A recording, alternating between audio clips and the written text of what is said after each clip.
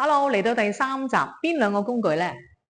單波同埋我哋嘅中 size 嘅 foam roller 係啦。咁點樣做咧？放鬆小腿，今次係好啦。將我哋咧比較攰嗰嘅小腿咧放喺呢一個中 size 嘅 foam roller 上面先。好啦，放落去。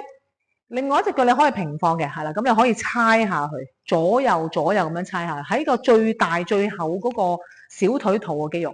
好啦，如果你覺得我強度唔夠咧，另外一隻腳咧搭上去，記住唔好揞到膝蓋，搭翻喺個小腿骨上方，加強個強度。係啦，做最厚肉嘅地方咧，就希望陣間做完之後咧，啲血咧就會滲落去我哋嘅腳踭啊、腳掌啊，令到我哋咧可以防止一啲嘅足底筋膜炎啦，係啊，同埋一啲嘅膝痛嘅出現啊。因為有時部分嘅膝痛係因為小腿咧過分繃緊嘅，咁你可以將條 roller 咧推落啲，呢個位置未放鬆，又可以推上啲。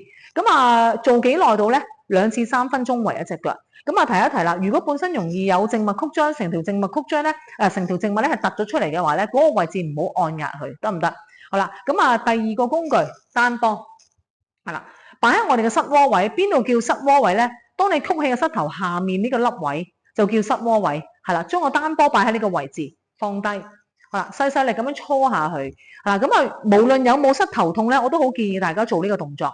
因為佢有條肌肉咧，係啦，膕肌拉上去我哋嘅膝蓋嗰邊嘅，咁所以如果你覺得膝痛啦，或者有啲膝頭嘅好繃緊嘅情況出現咧，每日攞個波按壓佢2至3分鐘，每隻腳都要做，係啦，咁你嗰個膝痛嘅情況咧，亦都會慢慢改善嘅，得唔得？係啦，亦都係2至3分鐘為一邊啦。好，咁所以咧今日呢兩個工具咧就介紹完畢，下集再介紹，拜拜。